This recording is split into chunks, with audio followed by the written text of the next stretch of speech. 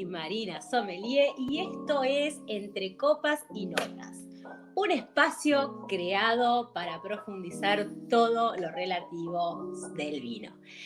Hoy les quiero contar algo que es muy interesante y que son los pasos de la cata. ¿Qué vemos? ¿Qué olemos? ¿Qué nos pasa en la boca cuando degustamos un vino? Pero antes de hablar de la degustación y hablar de la cata, les quiero contar un poco qué diferencia hay entre beber y degustar y catar. Bueno, beber es algo que hacemos todos los días, es como si fuese un acto fisiológico. Yo tengo sed y tomo agua. No estoy prestando atención, no estoy incorporando los sentidos, no estoy mirando nada, no estoy oliendo nada, no estoy pensando qué me pasa en la boca, porque es un acto fisiológico, simplemente tomo, nada más que eso. En cambio, la degustación, por el contrario, voy a aplicar todos los sentidos para ver qué me pasa con ese vino, ¿no? Entonces, en la degustación vamos a separarlo en tres partes. La primera es la vista, la segunda es la parte de la nariz y la última es la boca, que, bueno, por decirlo de alguna manera, es la parte más importante. Pero ahora vamos a hablar de la primera parte, que es la vista. ¿Qué es lo que yo miro? ¿Qué es lo que ven los sommeliers cuando están 3 horas mirando una copa y mirando el color? ¿Qué miran? Bueno, yo se los voy a explicar a ustedes todos estos pasos para que los puedan hacer en la comodidad de su casa y lo puedan practicar, por supuesto, porque siempre es práctica. Bueno, nosotros en la copa vamos a ver lo siguiente. Primero vamos a ver la limpidez. ¿Qué es esto? Si el vino es limpio, si el vino está brillante. Cuando tengamos una copa, lo que tenemos que hacer para mirar el color, para mirar lo que yo les voy a decir, siempre es tomar la copa, ponerse arriba de la copa, poner abajo una superficie blanca, que haya luz para poder observar todo esto que yo les estoy contando. Entonces, lo primero es si el vino es limpio, si el vino está brillante. ¿Y esto qué me va a dar? Esto me va a dar un indicio de que el vino está sano. Todo lo que yo les cuente de la vista, no hay ninguna certeza, son simplemente indicios. ¿Qué quiere decir esto? Que la vista me va a dar una idea de lo que puede llegar a aparecer en el vino después, por ejemplo, en la boca. Pero no hay certezas con lo que yo veo. Entonces, lo primero que miro es esto. Si el vino está limpio, si el vino está brillante, va a ser un indicio de que el vino es sano, de que el vino tal vez no tenga ningún defecto. Otra cosa que puede llegar a ocurrir, que no es un defecto o que no es un error en un vino, es que haya un sedimento. Los sedimentos pueden llegar a aparecer, y es algo que es totalmente normal y común en los vinos. ¿Y cuándo puede aparecer un sedimento? Puede aparecer un sedimento cuando es un vino viejo. Piensen que los vinos viejos tienen mucho tiempo tal vez en la botella, y lo que ocurre es que la sustancia colorante, que se llaman antocianos, se van uniendo con todas las partículas y se van haciendo sustancias más pesadas y van a precipitar en la botella, y por eso muchas veces yo tomo un vino que es viejo y tiene sedimentos. Esto no es que el vino está mal, sino que es una característica. Otra cosa que puede ocurrir con respecto a los sedimentos es que haya enólogos o bodegas que decidan no hacer muchas filtraciones en los vinos. ¿Para qué? Para que los vinos no pierdan aromas, para que los vinos no pierdan cuerpo. Entonces muchas veces hay vinos que tienen sedimentos, aunque sean vinos jóvenes, y en este caso a veces le puede pasar que en la botella o en la etiqueta les va a aparecer: estos vinos tienen sedimentos, se aconsejan decantar. Pero no es un problema o no es un error, sino simplemente es una característica. Lo que hay que tratar de hacer cuando servimos un vino que sabemos que tiene sedimentos es tratar de no verterlo en la copa para no comerme el sedimento, que eso no estaría como muy bueno. Bueno, otra cosa que vamos a evaluar, aparte de lo brillante, de lo limpio, es el tema del color. Y el color me puede dar indicios de dos cosas: del estilo de cepa y tal vez de la edad del vino. ¿Cuáles son los colores que yo puedo encontrar en un vino?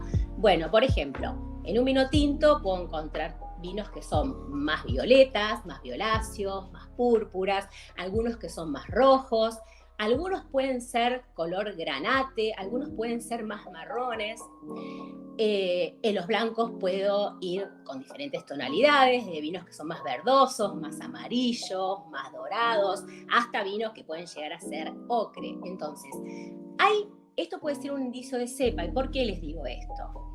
Porque muchas veces hay cepas, como por ejemplo la Tanat, por ejemplo la Malbec, la Tanat, la Syrah, o por ejemplo también podría llegar a ser el Malbec también, que suelen tener una coloración más violácea o más violeta, y esto perdura en el tiempo. En cambio, otras cepas, por ejemplo, como la Merlot o como la Cabernet Sauvignon, o por ejemplo como la Pinot Noir, que suelen ser cuando son jóvenes un poco más rojas, no tienen tanto violeta. Pero esto siempre, como les decía, es un indicio. No puedo decir este vino es rojo, es un Cabernet, porque no es tan sencillo, lamentablemente. Entonces, el color me da un indicio de la cepa y también de la edad. Cuando yo tengo un vino joven, generalmente voy a tener esos colores más rabiosos, como los rojos, como los violetas.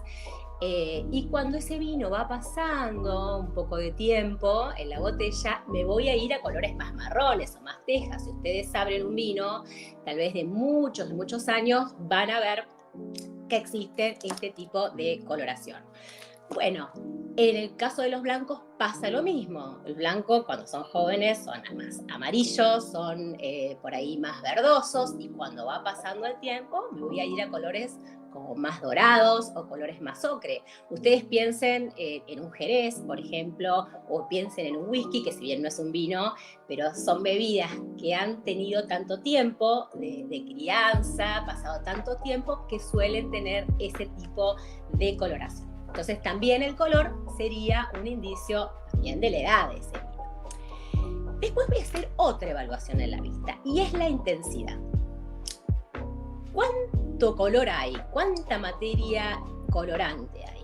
Acá también los voy a invitar a que tengan la copa, que la giren o que la vuelquen a 45 grados, que miren siempre de arriba para abajo para poder ver todo esto que les estoy diciendo, y debajo de la copa ponen un dedito y simplemente ustedes van a decir: ¿se ve mi dedo? ¿No se ve mi dedo? ¿Se ve mucho? ¿Se ve poco? Bueno, esto es una característica y me puede dar un indicio de ¿qué? Me puede dar un indicio de que tal vez en la boca ese vino sea más aguerrido, ese vino tenga más personalidad, o ese vino sea tal vez más intenso. Siempre es un indicio y nunca es una certeza. Y por último, otra cosa que vamos a evaluar son las famosas lágrimas. Yo no sé si todos conocen qué es una lágrima, pero yo los voy a invitar, porque a veces es muy difícil un programa radial, pero tenemos a veces esta posibilidad de replicar algunas fotos en las redes, así que yo los voy a invitar, les voy a subir, tanto en Contigo Radio como en mi red Marina Sommelier, una fotito con una lágrima, por las dudas si a alguno le queda alguna duda. Y la lágrima, en realidad, cuando nosotros giramos la copa, se van formando como una especie de montañitas, se llaman también piernas, que son transparentes, algunas tienen un poquito de color. ¿Y esto qué significa? Esto me va a dar un indicio de dos cosas, puede ser del alcohol o de otro componente, que también es un alcohol, que se llama glicerina y glicerol. Entonces, cuando yo muevo la copa y se me forman estas lágrimas que son como muy importantes y son muy pesadas y caen de manera muy lenta, bueno, puede llegar a ser un indicio de que ese vino sea bastante alcohólico, o de que ese vino tal vez tenga mucho volumen y mucho cuerpo en la boca y sea muy untuoso.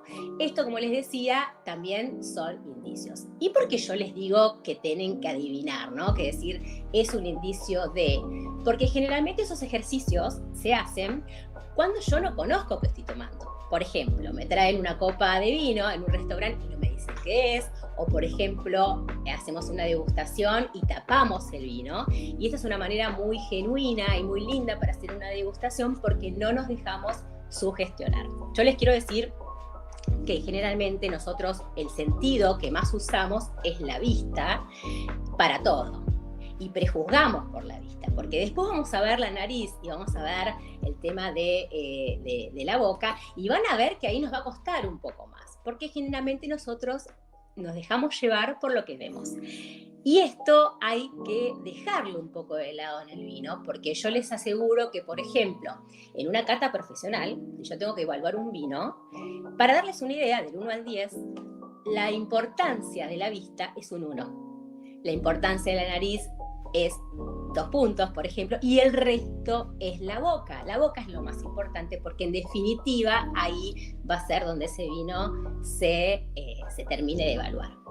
Con lo cual va a ser difícil porque todos nos dejamos llevar por la vista. Cuando tengan un vino, hagan este ejercicio porque me va a indicar algunas cosas que las repito: la limpidez o lo brillante es un indicio de la sanidad, el color me puede dar un indicio de qué cepa estoy tomando o de qué edad tiene ese vino, la intensidad me puede dar un indicio, o sea, si hay mucha materia colorante, de cómo será ese vino en la boca.